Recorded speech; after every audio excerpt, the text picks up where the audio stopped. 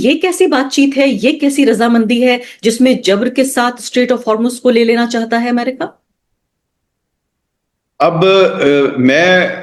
Hoping against hope کا جو آپ بات کریے, میں تو دیکھیں ایز اے جرنلسٹ اپنی انفارمیشن آپ کے ساتھ شیئر کر رہا ہوں, اور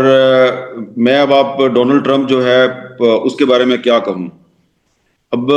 آپ نے کہا بات چیت بڑے اچھے ماحول میں ہو رہی ہے, میرے خیال سے اچھے ماحول میں نہیں ہو رہی, ایک عدم اعتماد کی فضا ہے, یعنی کہ ایک ٹرسٹ ڈیفیسٹ موجود ہے. اس ٹرسٹ ڈیفیسٹ کے باوجود جو ہے یہ انگیجمنٹ ابھی چل رہی ہے. دیکھیں اگر آپ صرف پاکستان کے پوائنٹ آف ویو سے دیکھیں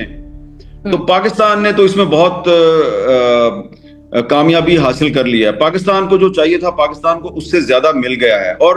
اب اگر پاکستان ان مذاکرات سے سائڈ پہ ہو جائے, پاکستان کے بھائی ہم نے تو جو کرنا تھا کر دیا, اب آپ دونوں جانیں, تو کیونکہ پاکستان کو انٹرنیشنل ریکگنیشن بھی مل گئی, پاکستان کی پوری دنیا میں واہ واہ بھی ہو گئی, لیکن اتنا کافی نہیں ہے. دیکھیں انڈیا جو ہے وہ اس کو آپ انڈین پوائنٹ آف ویو سے دیکھ رہی ہیں, اچھی بات ہے کہ آپ بھی سمجھتی ہیں کہ انڈیا بھی ایک سٹیک ہولڈر ہے, کیونکہ انرجی کرائسس میں انڈیا بھی افیکٹ ہوتا ہے. لیکن پاکستان جو ہے وہ انرجی کرائسس کے ساتھ ساتھ نیبر بھی ہے ایران کا, بہت لمبا بارڈر ہے ہمارا اور ایران کا, اور اس کے علاوہ اگر یہ مسئلہ ریزالو ہوتا ہے تو ہمیں تو اس کا بہت فائدہ ہے پاکستان کو, کیونکہ ہمارا جو ایران کے ساتھ گیس پائپ لائن کا پروجیکٹ ہے وہ امریکی پابندیوں کی وجہ سے, امریکن سینکشنز کی وجہ سے وہ چل نہیں رہا, تو ہمیں تو بہت فائدہ ہے اگر یہ سینکشنز ختم ہوتی ہیں. اسی لیے پاکستان کی طرف سے بھی کوشش کی جا رہی ہے, لیکن اب کیونکہ پاکستان نے ایک کوشش کر کے ایک راؤنڈ کروا دیا ہے, پروسیس جو ہے یہ ابھی چلے گا, اس کا ایک راؤنڈ ہو گیا ہے. اب اکیلے پاکستان کے لیے بھی مجھے لگتا ہے کہ مشکل ہو گیا ہے کہ ان کو دوبارہ بار بار بٹھایا جائے, کیونکہ پاکستان نے ایز این آئی وٹنس ان کے میڈیٹر کے طور پہ ان کے درمیان بیٹھ کے دیکھ لیا کہ ان کا کن چیزوں پہ ایگریمنٹ ہے, کن چیزوں پہ ان کا آپس میں ایگریمنٹ نہیں ہو رہا. تو اس میں اب امریکن سائڈ جو ہے وہ تو اتنی انٹرسٹڈ نہیں ہے, لیکن ایران جو ہے نا اس کو کچھ گارنٹیاں چاہیے, they need some guarantees. Iran اس میں کوشش کر رہا ہے کہ اگلا جو راؤنڈ ہوگا اس میں کچھ اور جو سٹیک ہولڈرز ہیں ان کو بھی شامل کیا جائے. تو اگر ایران کی ڈیمانڈ پر کچھ اور سٹیک ہولڈرز بھی شامل ہوتے ہیں تو ظاہری بات ہے پھر امریکہ بھی اپنا ایک آدھا ساتھی جو ہے اس کو مذاکرات کی میز پر بٹھانے کی کوشش کرے گا. تو ابھی جو اگلی ٹاکس ہیں, ٹاکس کا جو اگلا راؤنڈ ہے, اس سے پہلے ڈونلڈ ٹرمپ کی ڈرامے بازیاں جو ہیں ان کو میں زیادہ اہمیت نہیں دیتا. اس لیے سیز فائر جب ہونے والا تھا اس سے ایک رات پہلے ڈونلڈ ٹرمپ نے کیا کہا کہ میں ایک پوری سیولائزیشن کو ختم کر دوں گا. پھر جب سیز فائر اناؤنس ہو گیا اس کے باوجود ڈونلڈ ٹرمپ صاحب دھمکیاں دیتے رہے.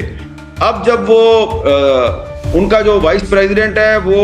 21 گھنٹے کی بات چیت کر کے واپس چلا گیا, تو اس کے باوجود وہ دوبارہ جو ہے وہ دھمکیاں دے رہے ہیں. اور آپ کو میں ایک بڑی انٹرسٹنگ بات بتا دوں,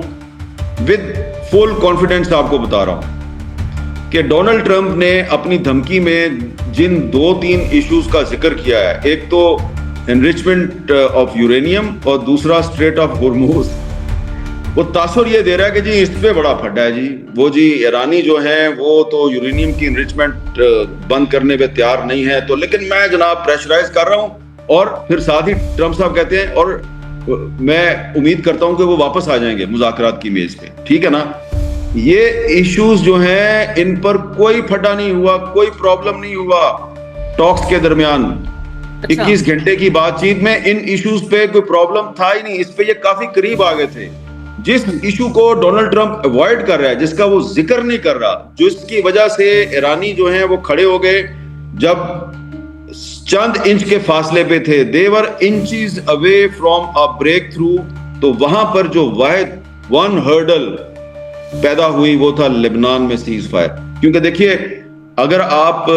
جو سیز فائر کا اناؤنسمنٹ ہے فرام پرائم منسٹر شہباز شریف پہلے دن جب انہوں نے اتنی بڑی خبر دنیا کے ساتھ شیئر کی, آپ اس کو دوبارہ ذرا دیکھیے, اس میں واضح طور پہ مینشنڈ ہے کہ یہ سیز فائر لبنان میں بھی ہوگا. تو جے ڈی وینس نے امریکہ سے جب چلے پاکستان کی طرف تو انہوں نے ایک سٹیٹمنٹ دے دیا, نہیں لبنان was not part of our deal. تو وہ اب اس میں سے وہ اسے بیک آؤٹ کر رہے تھے. بیک آؤٹ اس لیے کر رہے تھے کہ ان کو پہلے پتا چل گیا تھا کہ ایران کی سائڈ جو ہے وہ جب ہمارے سامنے بیٹھے گی تو وہ اس ایشو پہ کوئی کمپرومائز نہیں کرے گی. تو انہوں نے پریشر ڈالنے کے لیے اس کو ڈینائی کر دیا, اور وہی ہوا. جب وہ آئے بیٹھے تو اتنے سارے ایشوز تھے, 15 پوائنٹ امریکہ کے تھے, 10 پوائنٹ ایران کے تھے, سب ایشوز پہ اچھی بات چیت ہو رہی تھی. لبنان کے ایشو پہ آ کے ایرانی جو ہے انہوں نے کہا کہ اس پر ہم آپ کے ساتھ کوئی کمپرومائز نہیں کریں گے, کیونکہ لبنان میں نیتن یاہو جو ہے اس نے ایک جینوسائیڈ شروع کر دیا ہے, اور اگر ہم نے اب آپ کے ساتھ کوئی ایگریمنٹ کر لیا تو ایک میسج دیا جائے گا دنیا کو کہ ہم نے حزب اللہ کو ابینڈن کر دیا, ہم نے حماس کو چھوڑ دیا, اس کو بلا دیا, ان کا سودا کر لیا, ان کی قربانیاں جو ہے ان کو بیچ دیا. یہ ہم نہیں کر سکتے, آپ ہم سے توقع نہ کریں, اس پر آپ کو سیز فائر کرنا پڑے گا. حامد یونس صاحب, اس بارے میں زیادہ رپورٹنگ نہیں ہوئی ہے جو آپ یہ کہہ رہے ہیں, کافی بڑی بات ہے, اور یہ ایک طرح کی میں کہوں گی کافی یہ انسائیڈ سٹوری ہے, اندر کی جانکاری ہے جو آپ دے رہے ہیں کہ اگر دیکھیں سامنے تو کہتے ہیں کہ یورینیم کا انرچمنٹ اور ہارموز اور بات رک گئی ہے لبنان کے اوپر. اب میں آپ سے 2 سوال پوچھنا چاہتی ہوں. ابھی آپ نے اپنی بات چیت میں یہ کہا کہ پاکستان کا ایک پروفائل بڑھا ہے, پاکستان اس کو کامیاب مانتا ہے. آپ کی بات سے میں سہمت بھی ہوں, پورے جو انٹرنیشنل جو ڈپلومیسی کو سمجھنے والے لوگ ہیں وہ اس بات کو ضرور کہہ رہے ہیں. لیکن بھارت میں جو ایک سوچ ہے, خاص کر ایک اہم طبقے کی, وہ طبقہ جو بہت انفلوئنشل ہے, وہ یہ سوچتا ہے کہ پاکستان اس کو اپنی برانڈنگ اور اپنے پروفائل کے طور پہ دکھا رہا ہے, لیکن پاکستان تو ایک طرح سے ایک یوزفل فرینڈ ہے صرف, کہ امریکہ ڈیسپریٹ تھا, وہ چاہتا تھا کہ سیز فائر کا اناؤنسمنٹ ہو یا سیز فائر کے لیے بات چیت شروع ہو کم سے کم, اور پاکستان نے صرف اس کو ڈیلیور کیا. لیکن پاکستان اپنے کو بہت بڑے ہیرو کے طور پہ دکھا رہا ہے. آپ کو لگتا ہے کہ کیا پاکستانی حکومت, میں جانتی ہوں آپ حکومت کو ریپرزینٹ نہیں کرتے, آپ سول سوسائٹی کا حصہ ہیں, آپ کو لگتا ہے کہ کیا اوور پلے کر رہی ہے پاکستان کی حکومت اس بات کو؟ اور آگے بڑھنے سے پہلے ایک ادنا سی گزارش کہ آپ ممبر بنیے میرے چینل کا عارفہ خانم شیروانی. اگر آپ ممبر بنتے ہیں, آپ کے سمرتھن سے آپ میرا ہاتھ مضبوط کریں گے, اتنا مضبوط کہ میں ستہ کا کالر پکڑ کے سوال پوچھ سکوں گی, اور جو ہمارے سمودائے میں حاشیے کے جو طبقے ہیں ان کی آواز اٹھا سکوں گی. آپ یقین جانیے آپ کا ایک چھوٹا سا سہیوگ میرے لیے اتنا بڑا ہوگا جس کے لیے آپ اندازہ بھی نہیں لگا سکتے. پاکستان دیکھیں, اس میں اہم بات یہ ہے کہ یہ بات بالکل درست ہے کہ یہ جو سیز فائر تھا اور یہ جو پیس نیگوسیشنز تھی, یہ ایران سے زیادہ امریکہ کی ضرورت تھی. اور کیونکہ میں نے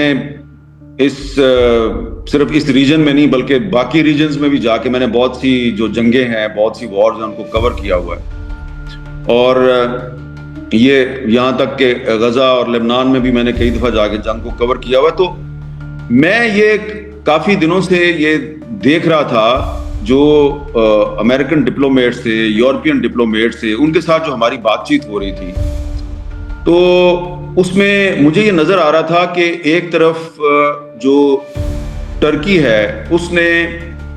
استنبول میں یوکرین اور رشیا کے درمیان ایک پیس پروسیس شروع کروا دیا ہے. وہ آپ کو شاید پتہ ہی ہوگا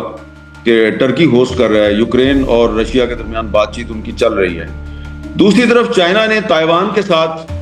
بات چیت شروع کر دیا ہے, ان کا پیس پروسیس جو ہے وہ چائنا میں شروع ہو چکا ہے, جو کہ بڑا سیٹ بیک تھا. پھر یہ ہوا کہ جب ڈونلڈ ٹرمپ نے نیتن یاہو کے ساتھ مل کر جنگ شروع کی ایران کے خلاف, تو یورپ نے اس جنگ کا پارٹ بننے سے انکار کر دیا. اب آپ یہ دیکھیں کہ یہ پہلی دفعہ ہوا ہے, کیونکہ میں نے افغانستان کی جنگ کو کئی سال کور کیا ہے, میں نے عراق کی جنگ کو جا کے وہاں پہ کور کیا, اور لبنان, فلسطین, یہاں تک کہ چچنیا تک ہم پہنچ گئے.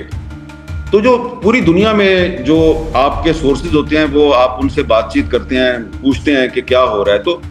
یہ جب جنگ شروع ہوئی تو اس میں جو سب سے بڑا سیٹ بیک تھا ڈونلڈ ٹرمپ کے لیے وہ یہ تھا کہ ایک تو یورپ نے اس کے ساتھ کھڑے ہونے سے انکار کر دیا. دوسرا جو اس کا جو سب سے بڑا سیٹ بیک تھا وہ یہ تھا کہ گلف کنٹریز میں جو اس کے فوجی اڈے تھے اس کو ایران کے میزائلوں نے تباہ و برباد کر دیا. اور یہ جتنے بھی گلف کنٹریز تھے ان کو جو امریکہ نے ایک ایشورنس دی ہوئی تھی کہ بھائی ہم آپ کی پروٹیکشن کریں گے, ہم آپ کو سیکیورٹی دیں گے, تو وہ پروٹیکشن, وہ سیکیورٹی جو ہے وہ ایرانی میزائلوں کی نظر ہو گئی, وہ ختم ہو گیا سب کچھ. اربوں ڈالر کا نقصان ہوا ہے ان گلف کنٹریز میں, جو صرف ان کے امریکہ نے جو ریڈار لگا کے دیے ہوئے تھے نا, ان کو تباہ کر کے ہی ایران نے ان کو اربوں ڈالر کا نقصان پہنچا دیا ہے. تو پھر ڈونلڈ ٹرمپ کی جو اپنی ہوم کانسٹیٹوینسی تھی امریکہ کے اندر, اس جنگ کی بڑی مخالفت تھی. تو Donald Trump was desperate here, I agree with you. اور انہوں نے صرف ریکویسٹ نہیں کی, منت سماجت کر رہے تھے کہ بھائی کسی طریقے سے ہمیں نکالو. لیکن آپ کو پتا ہے کہ وہ ایک ڈرامے باز انسان ہے اور تھوڑا سا یہاں سے بھی ڈھیلا ہے, اس کا دماغ بھی تھوڑا اس کا جو ہے وہ خراب ہے. اور یہ بات میں کو اپنی طرف سے نہیں کہہ رہا, امریکہ میں اس پر کئی کتابیں چھپ چکی ہیں کہ یہ ایک سائیکو کیس ہے. تو ڈونلڈ ٹرمپ ایک طرف تو منت سماجت کر رہا تھا کہ مجھے اس جنگ سے نکالو, مجھے تو نیتن یاہو نے ٹریپ کر کے اور مجھے ڈسیو کر دیا. دوسری طرف وہ ایران کو دھمکیاں بھی دے رہا تھا.